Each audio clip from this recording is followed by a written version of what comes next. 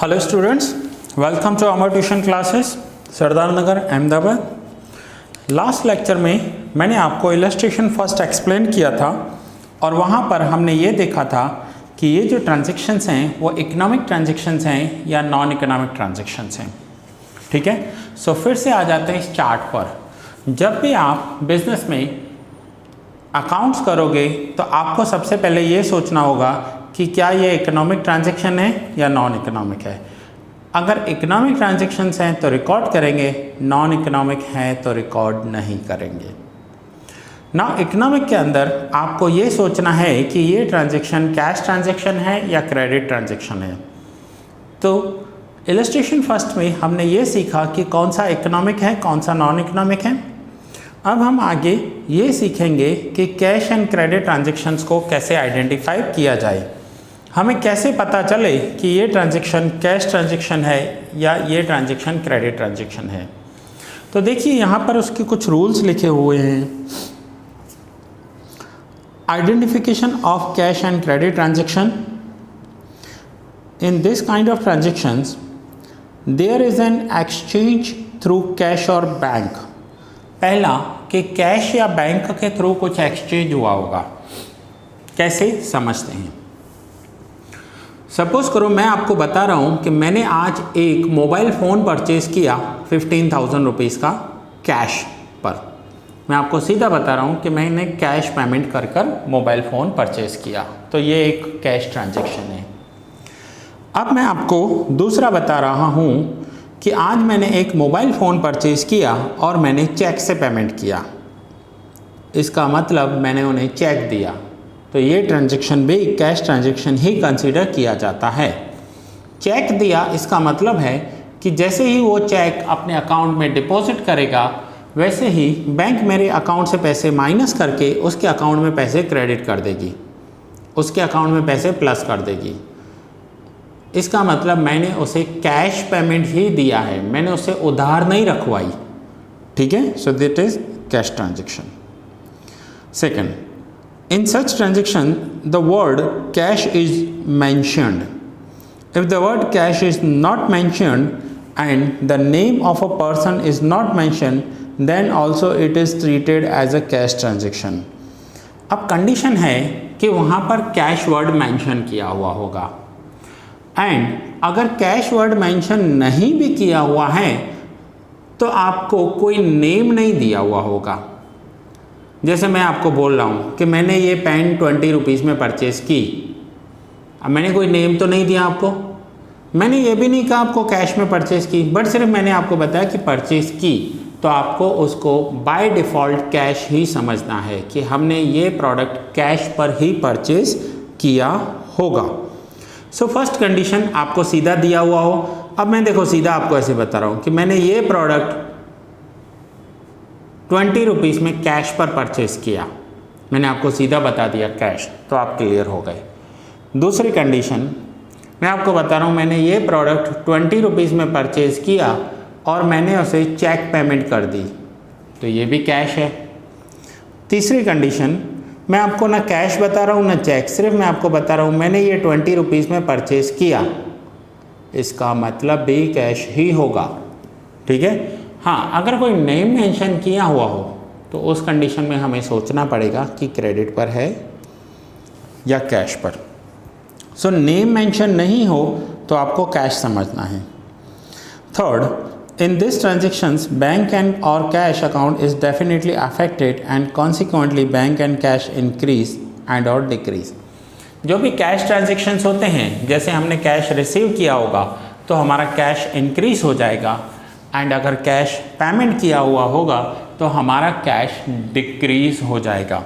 तो यहाँ पर जो इफ़ेक्ट होने वाला है वो कैश अकाउंट के ऊपर इफ़ेक्ट होने वाला है। क्लियर है इतना? सो नाउ क्रेडिट ट्रांजैक्शन के रूल्स को समझते हैं। अब हम समझेंगे क्रेडिट ट्रांजैक्शंस क्या होते हैं। ठीक है, so first point, no exchange through cash और बैंक। यहाँ पर कैश और बैंक का कोई भी ट्रांजैक्शन नहीं होता है। मीन्स ना ही हम कैश से पेमेंट करते हैं ना ही हम बैंक से पेमेंट करते हैं। So no exchange through cash or bank. Second point, there is emergence of relation of debtor and creditor. यहाँ पर debtor and creditor का relation existence में आता है। मीन्स जब भी हम क्रेडिट ट्रांजेक्शन करते हैं तो वहाँ पर एक दूसरे के साथ जो हमारा रिलेशन होता है वो डेटर एंड क्रेडिटर का हो जाता है।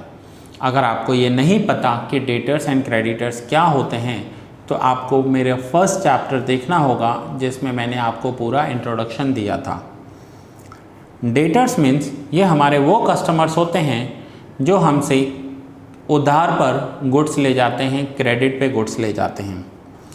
सो अगर मैं किसी को बेच रहा हूँ तो वो जो मेरा कस्टमर है वो मेरा डेटर हो जाएगा और उसके लिए मैं उसका क्रेडिटर हो जाऊँगा। ठीक है। सो जब भी क्रेडिट ट्रांजैक्शन होता है तो हमारे बीच में ये रिलेशन एग्जिस्टेंस में आता है। Third, name of the person is mention, the word cash और बैंक इज़ नॉट मैंशन। ये दोनों कंडीशन एक साथ सेटिस्फाइड होनी चाहिए। एक तो नेम दिया हुआ होना चाहिए, दूसरा वर्ड कैश एंड बैंक नहीं होना चाहिए।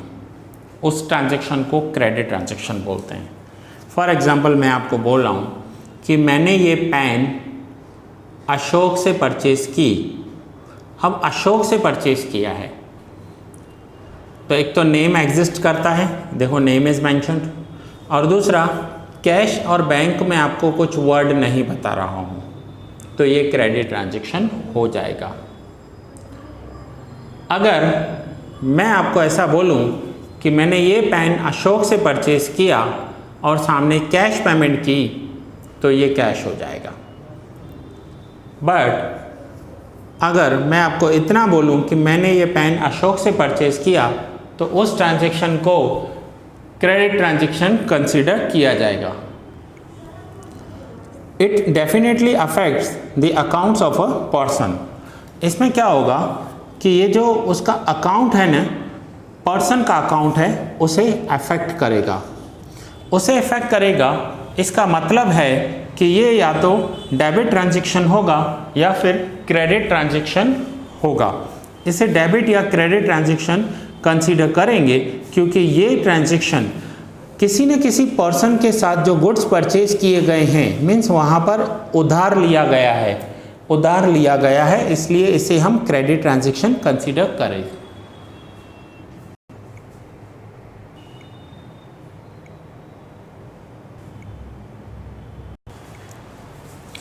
अब हम सीखेंगे कि ट्रांजैक्शंस कैश होते हैं या क्रेडिट होते हैं।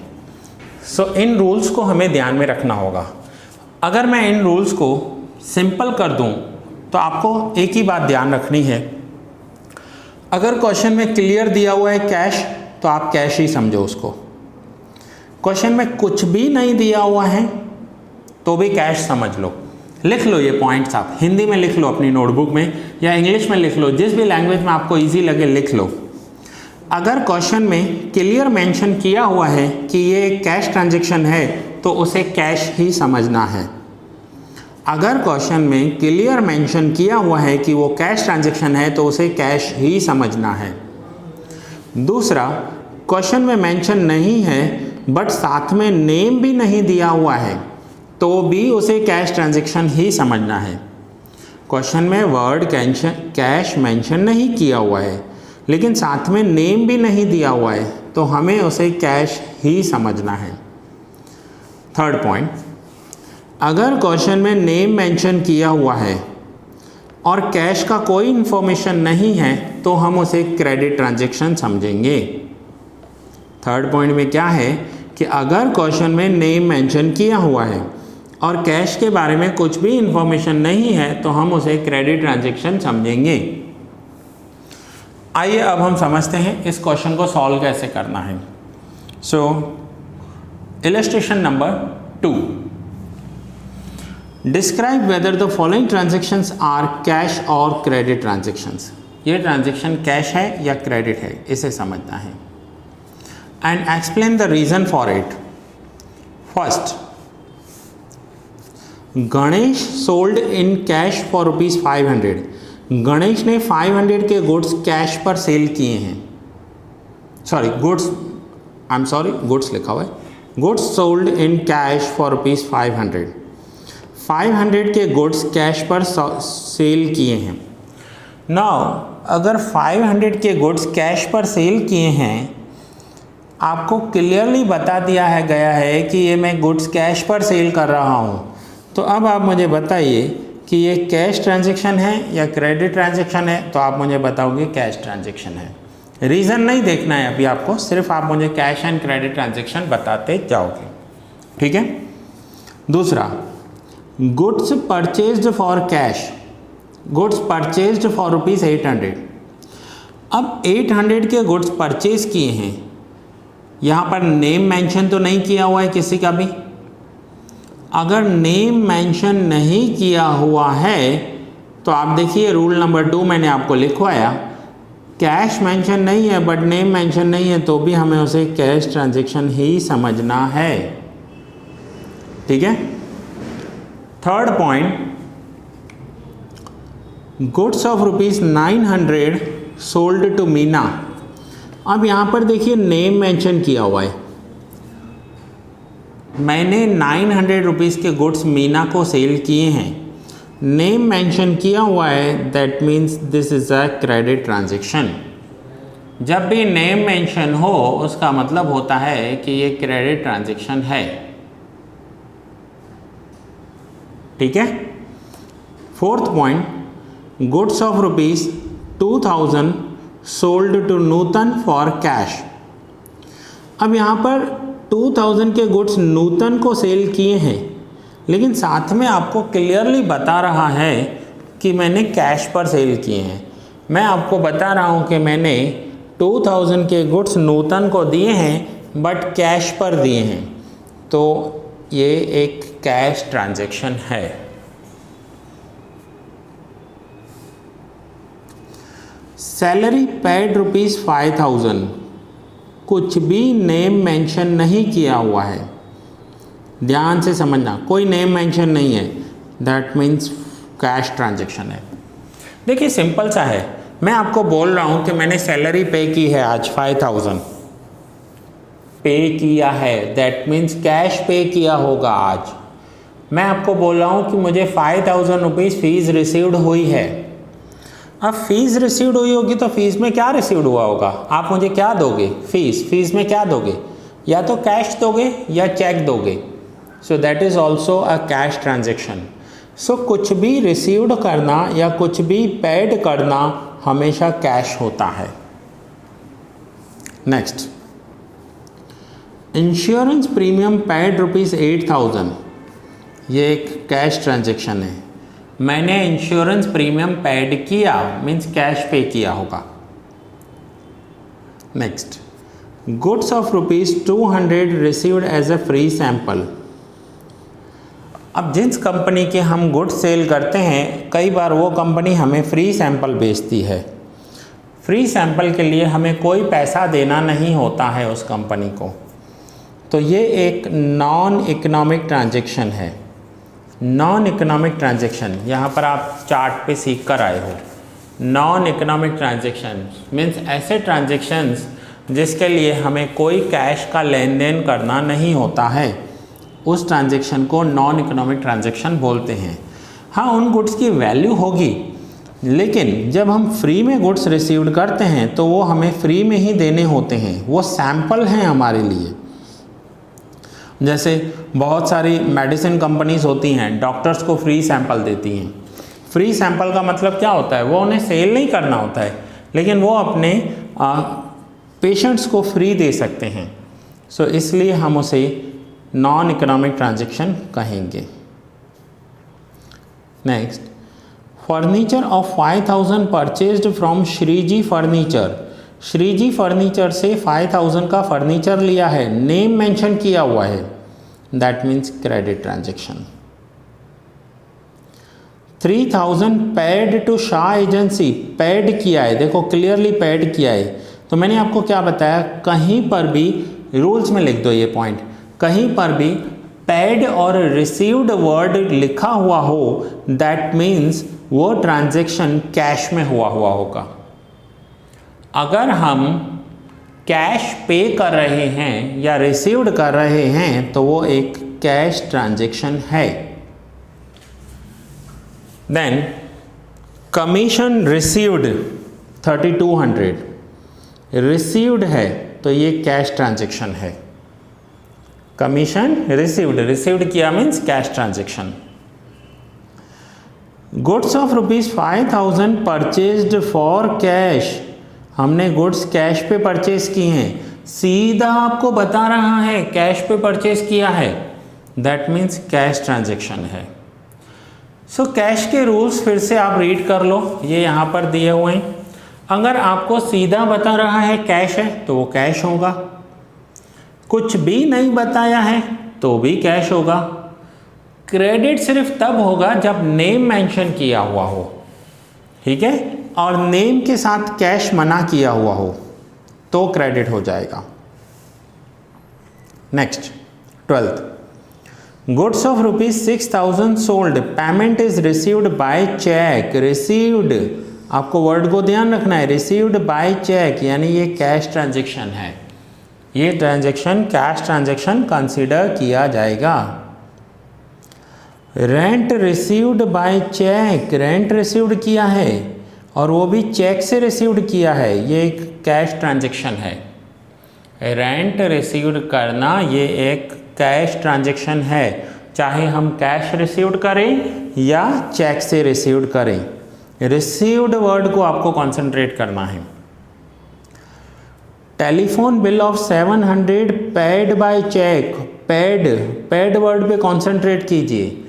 पेड किया है 700 का बिल, ये एक कैश ट्रांजैक्शन है।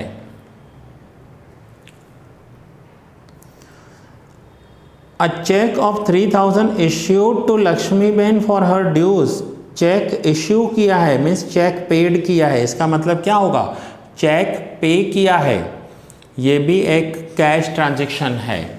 सो जब भी आप कुछ रिसीव्ड कर रहे हो या पे कर रहे हो, आपको क्लियर क्वेश्चन में मेंशन किया गया है कि हमने पेड किया या रिसीव्ड किया, तो उस ट्रांजैक्शन को हम कैश ट्रांजैक्शन कंसीडर करते हैं, ठीक है। सो यहाँ पर आपका क्लियर हुआ कि कैश ट्रांजैक्शंस कौन से होंगे, जिसके सामने हमने कोई उधार नहीं ली है, हमने कोई क्रेडिट नहीं लिया है, उन ट्रांजैक्शंस को कैश ट्रांजैक्शन कहा जाता है। और जिन ट्रांजैक्शंस के सामने हमने उधार ली है, मीन्स गुड्स हम आज परचेज कर रहे हैं और पेमेंट फ्यूचर में करेंगे, उन ट्रांजैक्शंस को क्रेडिट ट्रांजैक्शन कहा जाता है। सो नाउ आज का होमवर्क आपको सेम सम फिर से करना है और समझकर करना है कि ये कैश है या क्रेडिट ट्रांजैक्शन है। यहाँ पर हो सकता है आपके कुछ पॉइंट्स डाउट निकले, जब तक वो डाउट सॉल्व नहीं करोगे तब तक आपको आगे अकाउंट समझ में नहीं आएगा। एक बार ये समझ में आ गया तो आगे के पूरे सम्स आपके इजी हो जाएंगे, क्योंकि यहाँ पर आपको क्लियर हो रहा है कि ये ट्रांजैक्शन इकोनॉमिक है या नॉन इकोनॉमिक है, और दूसरा अगर इकोनॉमिक है तो कैश है या क्रेडिट है। सो ठीक है फ्रेंड्स, ये क्वेश्चन ध्यान से समझना, कुछ डाउट हो तो आप मुझसे सॉल्व करवा सकते हो। ये लेक्चर यहाँ पर ही पूरा कर रहा हूँ, बहुत जल्द मिलते हैं नेक्स्ट लेक्चर में।